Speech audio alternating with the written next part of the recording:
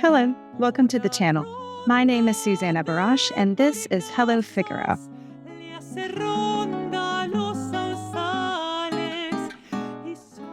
A few weeks ago, I sat down with Australian classical guitarist Andrew Blanch and his partner, mezzo-soprano from Argentina, María Eugenia Nieva.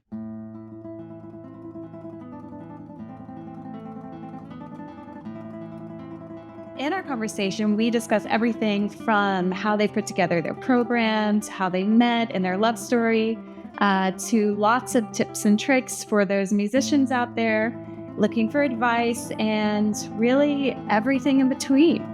I hope you enjoy the interview, and don't forget to subscribe and check out Andrew and Eugenia live in concert. You guys have a really interesting program. Will you tell us a little bit about it and the storyline that you're telling? Yeah, sure. So the clue is kind of in the title, Spanish Romance. And actually, Spanish Romance, for any guitarists out there, it's a really famous piece of music. It's or sometimes it's called romanza or Spanish ballad. It has a few different names. It's got, it's one of those pieces composed by Anonymous. And it's a piece that every guitarist might learn when they're like 13 or 14. So that's kind of the cute part of the title. But the rest of it is that a lot of our music is rooted in the Spanish guitar and in Spanish music and Spanish-speaking cultures, and also romance. So the idea of love and romance in the music, between us and music. I mean, Elke and singing, myself and playing the guitar, but then also just between us because we're also partners. So we feel like Spanish Romance kind of captures all of that, and then just has that cute sort of association with the classical guitar piece that every classical guitarist learns when they're, a young teenager. Well, speaking of that, will you tell us your story of how you met and how you started collaborating? Absolutely. You tell me? Oh, no, I can start it. Yes. Well, Elke moved to Australia on a bit of a whim. She followed a friend from Argentina just because she was getting to that age where it's kind of like, well, now's the time to check out another country. She was teaching at university, had a, what do you call it? Assistantship at a university. I was also working in choirs, like here in Argentina, especially in Mendoza, there's no professional choir, but what I was doing is coaching mainly, and singing as a soloist, and yeah. So she had like a real setup here, and you must know, Susanna, what it's like you get to a certain time, and if you've never been outside your own thing, you need to kind of try it. And so that's what she did. She was giving a singing lesson, and the roommate, there was a really bizarre connection, but the roommate in Australia. In Australia, the roommate of the person she was giving the singing lesson to happened to know me, thought, oh, well, Eugenia, you have a marvelous voice. I'd love to connect you with some musicians in Australia, and knew me, and then said, hey, check out this guitarist. Maybe he can help you out. Maybe you can even make music together. And that's what happened. And then we met, we became friends for 2 months. No music in the middle, just friendship, normal, like going for walks, coffee, and hanging out with the friends of each other. And then I decided to go to see him play for the first time guitar to a small town in Australia. And then we realized, oh, well, we like each other. It's really nice to hang out. And then music started because of his mom. Actually, she was like, everyone is asking me how Eugis, she calls me like that, how Eugis sing. So, and everyone loves Andrew Blanch. He's like the part of the home, and every meeting with friends, he brings the guitar and everyone just like enjoy him. So she was like, you need to have at least one song together. And he asked me, what is your favorite Argentinian song? And I told him it's a song that we used to open the duo part of the concert. And he just really like went there, playing it beautifully. And then I was like, oh my gosh, I need to sing really well for at least. So then I started practicing that. And then spontaneously we started playing together for friends, and everyone was excited. The music is beautiful. Well, so we started singing for my friends, and we started getting invitations to come give concerts. So we had to put a concert together. Yeah, we were like kind of into the direction that we actually loved. We always knew we were going to go there, but it probably happened faster than we would have otherwise. But that's a great thing. So And how long ago was this that you met? 1 year. A little bit. A year and a half ago. Yeah, a year and a half. And 1 year ago, we started playing music together in this spontaneous way. And then 6 months ago, we started giving lots of concerts. That's everybody. Will you guys tell us a little bit about the pieces in your program? Yeah, so I mean, I'll start.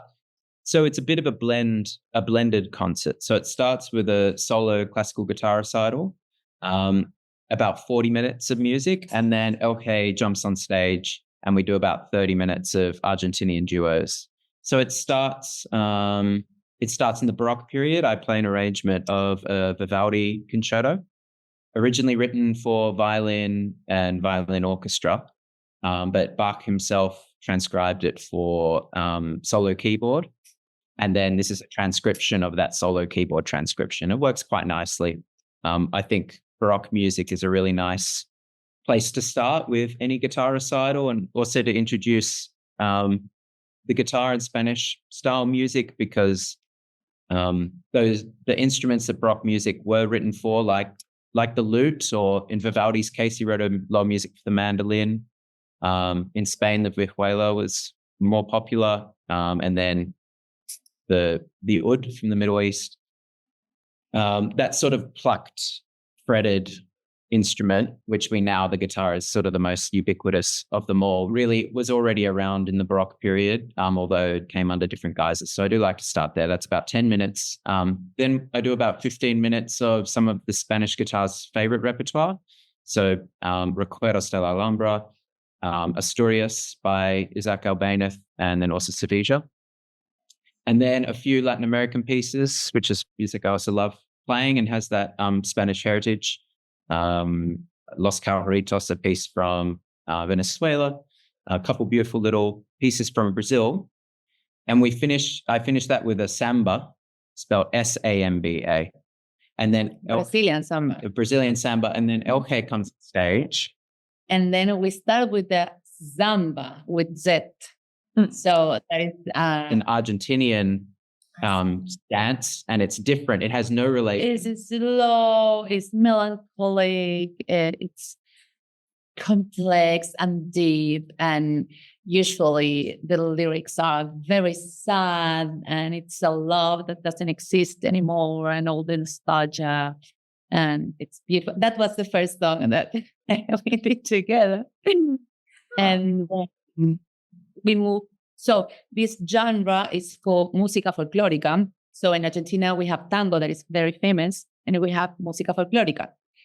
In música folclórica, we have different styles, different dances. And also we have tonada, that is not a dance, that is from Mendoza, my hometown.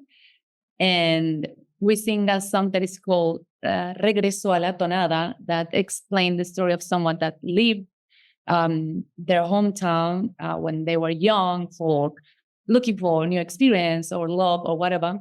And then after a while, you come back and you just are in the same place, but you have changed. And some people are not there anymore.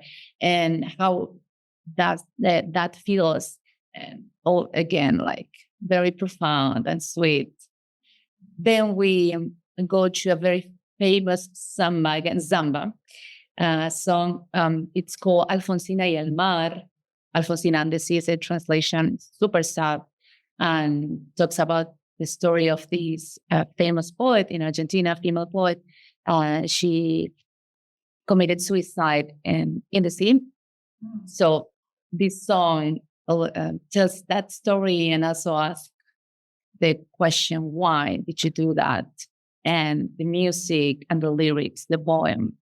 And this is kind of one of the most famous, definitely one of the most famous songs out of Argentina. If you ever go to like a Latin American bar or something like that, and there's a harpist or whatever playing from the Latin American songbook, often this piece will come out. And everyone recognizes that song from Latin America. It doesn't matter if you're from Mexico, Colombia, Ecuador. Like, we have some songs that doesn't matter where you are from Latin America, we will know it. And this is one of the songs. And we finished with a very happy song, Fast. And it's a cueca, people clap. And it's another, if you mind me saying, it's another style of music that kind of comes from this region of Argentina called the Cuyo region, which is the 3 provinces of Mendoza, San Luis and San Juan. Yeah, bordering on with Chile, and they have their own versions of these little, subgenres of music as well. And the beauty of this music is, it can tell the story of normal people, and someone just get inspired by this simple act in life, or this person doing whatever, and they just build a beautiful melody and to honor this person. So this case is women that lived until 103, playing Argentinian music and dancing and sharing with students from the university of her hometown. She helped them to go to the university by giving them support, economic support, and creating a community. So that's the last thing. That's a very interesting program with lots of emotions and ending on such a nice song, nice feeling. Of course, we have some encores as well, and we sort of read the room as whether we want to go to tears or go to happiness, Which one of you, or did both of you select the pieces? We definitely did it together. We love listening to this music, and early on in our sort of friendship and dating history, we would stay up, kind of Argentinian style. We'd stay up late at night, put on, open a bottle of red wine, start slowly preparing a dinner at like midnight. And we eat usually he learned how to do barbecue very well. So we ask like a barbecue with the wine, and then we have the music. Yeah, and then we're listening, and we're constantly on Spotify, and we're showing each other artists that we like, and listening to different Argentinian songs. And whenever we had one that we liked, we're like, okay, write that down. And we came up with this big list, and then we've started. And then of course we listen to lots of different versions of the same song and try to find our favorites and try to mix it up between happy, sad, slow, fast, all of that sort of stuff. What's the funniest thing that's ever happened to you on stage? Yeah, I recorded an album with a harpist in Australia. She's actually American. Oh, she's an American harpist, actually. She lives in Australia. But she lives in Australia. She plays in the Queensland Symphony Orchestra, so one of the main symphony orchestras here in Australia. She's from Kansas City, Missouri, but she lived in Chicago and played with the orchestra there. Anyway, we made an album together. We released it. We had a big sort of national tour. And the final concert at the Sydney Opera House was like the big one. And we were like 20, 30 minutes from the end of the concert, started this piece, string breaks. No. Oh. And it's critical. Like, I cannot play this concert without a string. And it just breaks. And I have no idea if I have spare strings with me or not, because I just I've never had a string break on me, to be honest, in practice or in concert. And this was just inexplicable. And it broke in the middle of this concert, the Sydney Opera House. And Emily sort of laughingly says, "Oh, well, do you have a spare string in the green room?" I'm like, "I have no idea." So that was a bit of a tense moment. But you would not believe this. I'm not kidding. Obviously, the guitar has 6 strings. I had 1 string in the green room, and it was exactly the string that I needed. Wow. I don't even know why I saved. It was when normally what happens, I change my strings and I cut them all. For some reason, this very string, I took it off and I rolled it up and I kept it. And I had it in the 1 string, and I never do that. And I don't know why. Miracle. Amazing. And so, yeah, I changed it, and we were back on in 5 minutes and finished the concert. Oh my gosh, that was a miracle. But yeah. Wow. That must have been. Everyone will remember that concert because of that. Like, now people see Andrew in the street. Oh, I went to your concert. The concert where your string broke. Yeah. That's a good ending. I was nervous there for a second. Speaking of audiences, what's your favorite kind of audience? Do you like a rowdy crowd? Rowdy for sure. Yeah. The more woos, the better. And interactive as well. I love when they come after the concert, ask questions, or they require songs. I love that. Yeah. Right. Awesome. You like when they clap to the rhythm and all that? Yeah, I encourage that always. In a couple of the songs, we actually, LK claps and gets them to go along with us. Do you two have any pre-performance rituals that you'd like to share with us? Mate. You might have to explain what that is. So I love to drink mate. Mate is an Argentinian tea that you drink from a cup with a straw, and then you have like a little of hot water. And I usually add to the yerba, that is the leaf that we use, chamomile. And then into the water, I add like some ginger and sometimes honey. And I just love to go through a liter at least of mate before singing. And then I think, obviously, just for both of us, just warming up. So, really nice to be able to play for 20, 30 minutes before I go on stage. I like to play right up until I go on stage. I know you like to sing before you go on stage as well. Every guitarist has their own routine with the fingernails. I know I'll never file my nails on the day of a concert. The day before is the absolute limit. 2 or 3 days before is the best thing. Also, I'll never play the guitar unless I've been in a hot shower that day at some point, or even because it softens the nails slightly. It's just taken me, 2 decades to get to know how to use my nails perfectly, really. And you keep them all long on that hand, or just certain fingers? I just need these ones. So 3 fingers and 1 thumb. We don't really use. Some guitarists use this finger, but it's not that common. But we have had times where we couldn't. Sometimes things come up and you don't get your ideal ritual. I think actually where things sometimes have gone wrong for me is when everything's been perfect. And when I've got to the venue 2 hours in advance and I'm warming up for 2 hours, and that's then I get into my own head and I don't perform my best. A little bit of spontaneity is a good thing. Yeah. What warm-ups do you do? For me, good question. Over the years, I've gotten very good at reading my body and just working out what I'm ready to play. So like what tempo I'm good to be practicing in. I like to sort of touch on different pieces. I try not to spend too long on anything. I like to mix it up between doing something quite technical to doing something very soulful and singing and beautiful, and just try to move around different things. And yeah, I mean, it's not the time to be practicing right before you go on a concert. It's a different warm-up. Yeah. You're normal. It's just making sure it's all there and you're ready to walk on stage and begin. Yeah. What about you?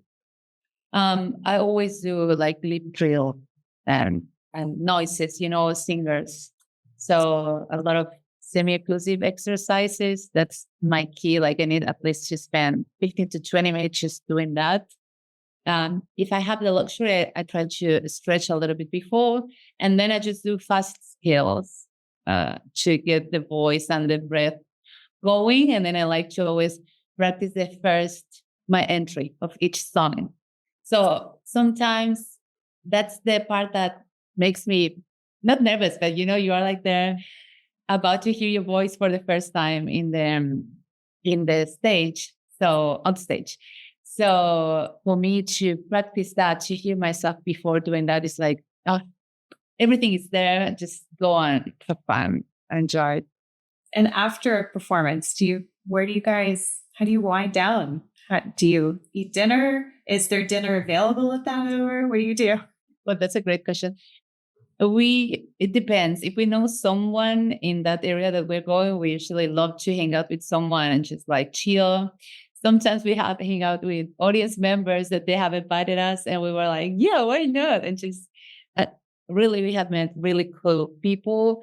Or if not just the two of us, Andrew is in charge of choosing the best place, and he always does it. He goes through all the reviews and this and that, and then and he knows all my food preferences. And it's great. Sometimes we go to the place and we have audience members there, and they just come and chat with us, and we just love that. Yeah.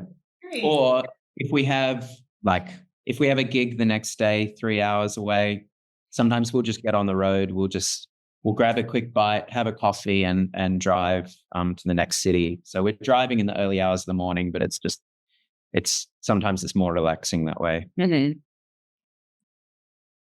Australia is known, I'm a singer, so excuse me for my ignorance, but I believe that Australia is known for quite a few great classical guitarists. Is that correct?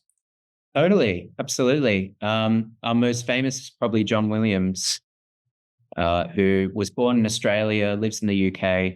He's still alive. And he's one of the most famous guitarists who ever lived. A personal hero of mine, and I know a hero of many guitarists. And then he worked with an Australian guitar maker called Greg Smallman and helped kind of revolutionize the construction of classical guitar making in the late 1980s, early 1990s. And I talk about this in my concerts, but I play one of those guitars as well. So I play an Australian guitar, and it's a style of guitar which has sort of changed guitar making across the world. And now a lot of luthiers from Europe to the United States and even Latin America are making guitars using similar construction techniques to this Australian maker. Wow. And what makes that guitar unique from other guitars? Well, at the time, it was because he wanted to use a very, very thin soundboard. The soundboard is the piece of wood underneath the strings. But the problem with a thin soundboard is that the tension of the strings will just break the wood. But if you use traditional wooden struts underneath, if you support it to the extent that it needs support to have that thinner soundboard, there'll be no flexibility left in the top because you've got so many other bits of wood underneath it, so it won't resonate properly. So what Greg Smallman did was he had the idea to use carbon fiber and to use this incredibly light sort of artificial material, which he carefully shaved off, which gave it the strength needed to support a piece of wood that is as thin as paper. But then it had the flexibility to actually resonate. So that's what they call lattice bracing. Nowadays, because this so-called lattice bracing technique is used by many, many makers all over the world, and I had the opportunity, I asked my guitar maker earlier this year, what sets his guitars apart now that everyone else is making the same style? And he said, now, there's no secret in what we do. Everyone knows what we do, but we just put more hours into it than anyone else. So they make their guitar. They spend, I don't know, a year and a half making a guitar, and then they let it sit there for another 12 months. 12 months, I think he said. And they play it every day, and they just check it, and they let it develop, and they make little adjustments to it. So what he would say now is he just, it's a meticulousness. It's an attention to detail. But the initial innovation much love, yeah. But the initial innovation was this thing called lattice bracing and using carbon fiber. For the guitarists out there, what would you consider like a good practice session versus a not so great practice session? What makes them different? Obviously, you can write whole books about practice, and many people have. I'll give a couple quick tips. Practice with a pencil. And practice with the score first. Practice with a musical score and practice with a pencil, and be making decisions constantly. You can always change them later, but decide which fingers am I going to use to play what. And I think it's really important to make musical decisions and choices, knowing that you can always change them later. They're never forever. It's for guitarists, practice slowly. That's like one of the most important things. You need to practice at a speed where you can accurately do whatever you're trying to do, accurately play the notes and get those accurate repetitions in. And then the other part of practicing, I would just say, has to do with regularity, of course. So try to practice every day if you can.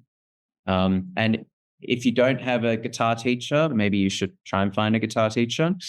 And once you have one, it's really important to practice the day of the lesson or the very next day at the absolute latest. If you leave it more than 24 hours after a lesson, you're going to forget half the things that your teacher said to do. And then they're going to repeat themselves the next week.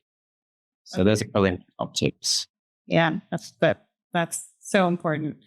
Eugenia, what do you think? What's good vocal practice? What's a good session where you've really learned a lot?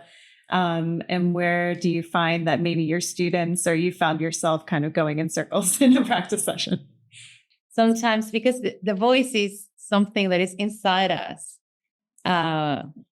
you feel more vulnerable showing the parts we are not so proud of. But actually, once you accept that and you are willing to work on that with a good person that guides you through that, I think that's the best way. Like, first acknowledge, of course, the basics, what we should be doing, what is our goal, and then acknowledge your unique strengths and weaknesses and work very in a detailed way.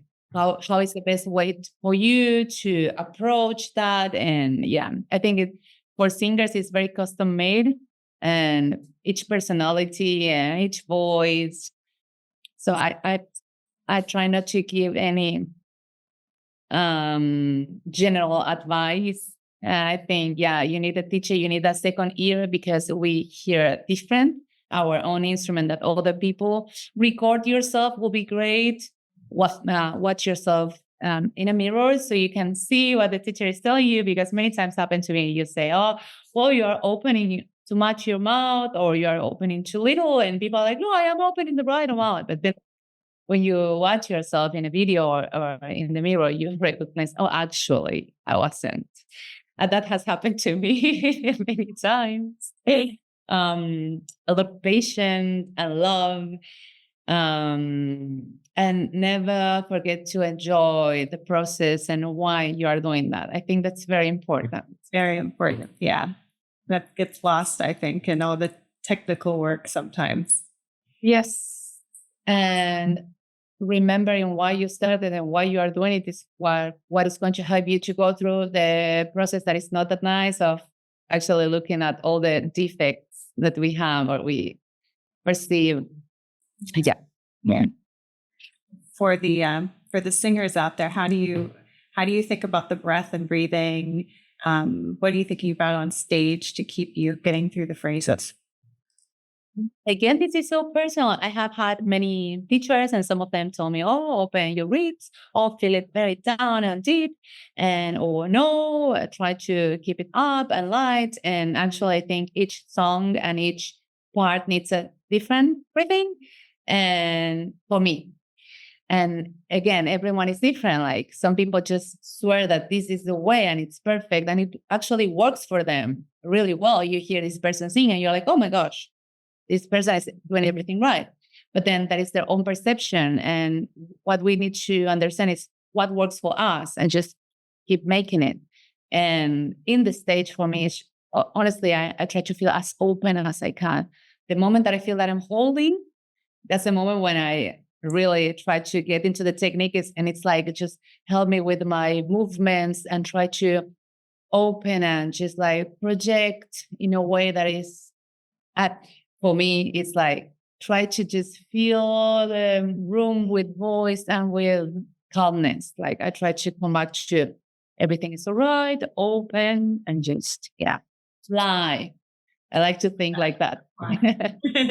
Andrew, how does breathing impact your playing? Do you think about breathing through melody lines and things like that?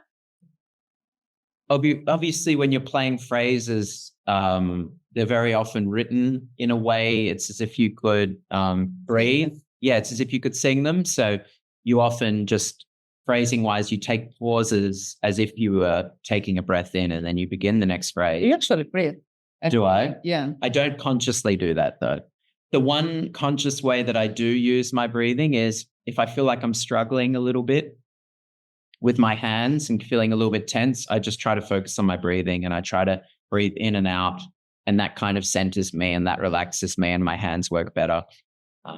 And then if I have a really tricky run, this was a teacher in Paris taught me this, just to try breathing out during the hardest part in the music. So if I have a really challenging bit coming out, I'll breathe well before it and then start to breathe out before I start the really challenging section of the music. Instinctively, we kind of do the other thing. We breathe in and then we hold our breath. So I'm trying to breathe out when I'm playing the most difficult parts of the music. That's a really great tip. Sounds like relaxation is really what we're all striving for up there, right? You guys get any stage fright? I don't think we get a lot of stage fright. No. But like LK said, we really prioritize having fun, particularly when you're on stage. That's not the place to critique yourself. Not to worry. The critique happens in the practice room. And then once you're on stage, it's just having fun. Yeah, that's great. Great advice. The more confident that you can be with what you are doing, the music, the lyrics, the story, me trying to listen to Andrew's beautiful sound. If I can see someone from the audience having fun, I just get that inspiration and I just start having fun again. Yeah. At that moment, we are giving not just like music perfection, but a whole experience. So if we are tense, just trying to be perfect, I don't think that will be very enjoyable. Right. Yeah, I agree. The Spanish style, what would your advice be to how to make it sound very authentic? Oh, I think there is beauty in someone that has been born with that music, and we have something that might be a little bit more natural because I just grew up listening to those iconic singers and going to the peñas, that is the Música Folclórica party. But then I've seen people that are from other countries and they just feel it. I think you need to know a little bit of the culture and why the mix. So Argentina is a mix between Aboriginal people, Spanish and Italian mainly, a lot. So if you go to those traditions and you see how they celebrate, how they live family times, how they live a loss, how they experience life, sharing what I've explained to you, a mate or an asado, a barbecue together on a family day. And now Andrew knows how we communicate. We are very expressive and we want to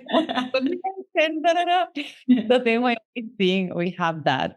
And I think that's the best way, like just sinking yourself into the culture, listening to the artists that are there already doing it. And then many times people that are not from here, and I'm actually I'm a classical singer, but I've sing this music all my life because it's what we do. And I don't try to copy anyone. I think once you know all of these, you can also add your unique thing that you have. So for Andrew being Australian and being different in that aspect, I think it's a beautiful addition to this combination. For me, being a classical singer, adding this unique way of singing and mixing it with the folklore way, I also think it adds something beautiful. And as well, when I see a very traditional folklore, I just love it and enjoy it. I think the variety is more than welcome in this genre of music. It's flexible and it's welcoming for all the styles and genres. Yeah. Yeah, and for me as an Australian, and I play a lot of Latin American music or Spanish influenced music, but then any classical musician, if you're a classical singer, an opera singer, I believe, yes. So of course you're singing Italian music, and you've sung Baroque music, German music, and so we sing music from other cultures, and that's fine. That's great. That's a part of what classical music is and what being a classical musician is. And this is an idea I take from the popular music world and popular guitarists. So a blues guitarist or a rock guitarist or a metal guitarist, fusion, jazz guitar, all of these guys, it's super normal to imitate your idols. And if you imitate just one person, well, then you're a copycat and you're a bad copy. Why would anyone want to listen to you? But if you imitate elements from 6 or 8 of your favorite artists, you're your own unique thing all of a sudden. And people proudly say, oh, yeah, you know, this blues guitarist is my favorite guitarist because I hear influences of this, and this in the previous generation. And I love the way they put all that together. And so I do take that into classical music. And I think, you know, if you want to really play a music well, get to know the style. And so I'm listening to all the Argentinian guitarists and I'm like, I really like the rhythm that guy does. I really like the staccato that guy does. I really like the vibrato that guy does. And just kind of piece it all together. I really like the way he uses more jazzy chords in his arrangements. And I think, yeah, if you're just true to yourself and what you think sounds good, you're going to be original without trying. No. Is there anything particular, like as far as technique or the way that rhythms are felt that is specific to the Spanish style? Yeah, definitely. Like within like different Latin American musical styles, there's some generalizations that you can make in terms of the rhythm. There's also specific ones specific to each country and then specific even to the region within that country and the time, obviously. And then same with Spanish music in Europe. It just to focus on one thing, for example, in Argentina, it's quite common to have very short nails in this sort of style of playing. And the thumb is often very fleshy and has quite a deep, woofy sort of sound and also very articulated. So very often very short and very careful with where the short and the long, where the articulations are.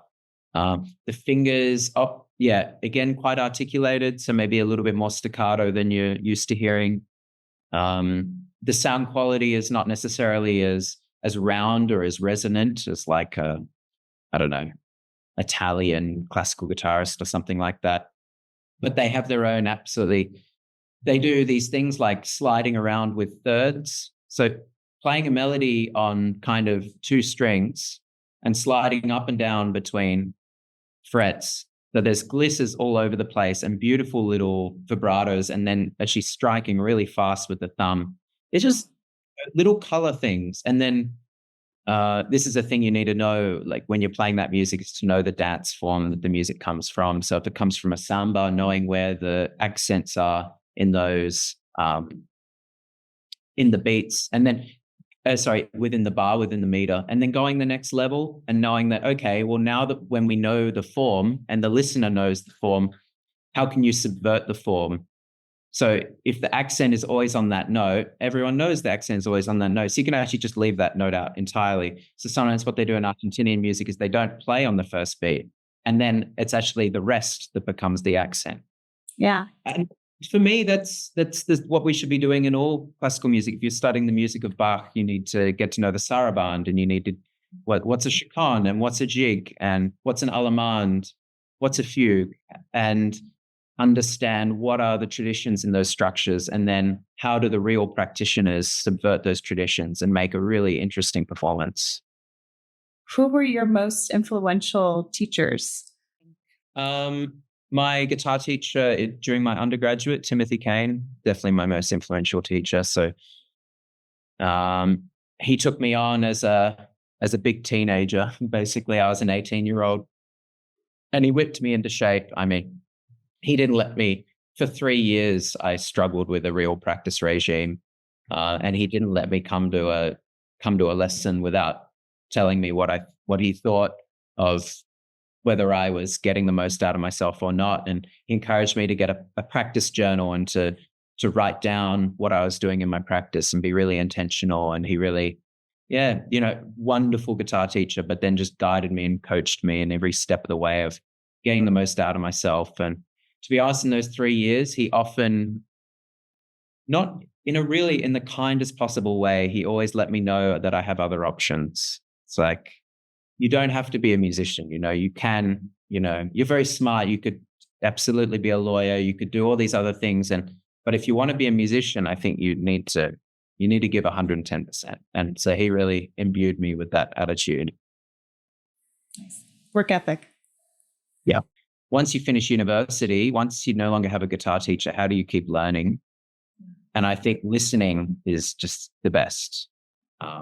Listening critically, but just listening for things that you love. And same at a live concert, whenever we go to concerts, we love to leave and deconstruct and talk about what we loved about the performance, because that's just like getting a lesson with the person on stage. Oh, they did this particular thing so well.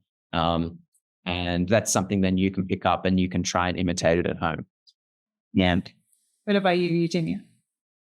Well, I think mainly I had a teacher in Buenos Aires that she studied in the USA, and she came back with all of this vocal pedagogy, and she actually was trying to spread a little bit more of scientific knowledge of what is happening with the vocal folds, how is everything working with the harmonics, and not just like feel the diaphragm and this and that. And she was like, yeah, try to listen the brightness in this voice, and what are the qualities that make this voice bright, like what the tongue is doing, what about the jaw, or all the tract is doing, and let's hear this dark voice and why this person can produce this sound without faking it, and like just pushing us to know our own instrument and understand.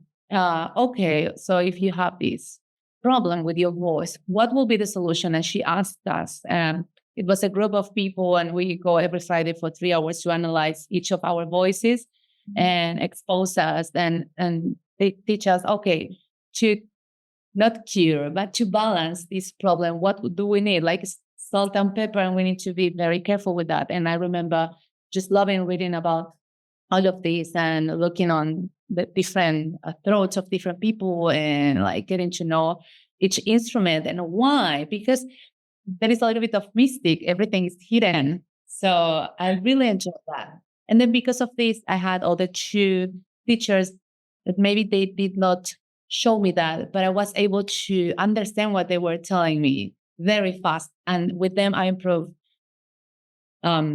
a lot. But it was because of this other foundation of understanding what was happening in my instrument and what it was trying to make me do. Because in the past, I had troubles like someone asking me, oh, open your mouth. But, open the mouth can mean various different things. Which part? Sometimes you over open the jaw, actually you want to, or don't just like throw the tongue very low, because that would drop the sound down. So all of those things, she actually taught me to listen. What is the quality of the sound? What is the problem with the ear? And then try to go and find like a way of fixing or making that better. So yeah, that was very good teacher. Good teacher, definitely. Yeah, very thankful. Okay. Well, to wrap up, where can people go to find you online? Where can they buy tickets if they're interested in lessons? Well, you're very welcome to reach out to us any way you can find us. So obviously you can Google our names. We're both on Instagram, for example. So if you use that or Facebook, we can give you our handles over email maybe, but Blanch Andrew, María.Eugenia.Nieva for Instagram. I have a Facebook one as well. There was something else. Oh yeah, in terms of concerts, go to concerts.andrewblanch.com/USA tour. And there you'll find all of our concerts through the States for the rest of the year. And then you can click and find the location that you're interested in going to. Well, thank you guys for talking with me and giving some tips and insight into your lives and experience with music. And I really enjoyed it. Thank you. Thank you very much. Thank you so much for having us.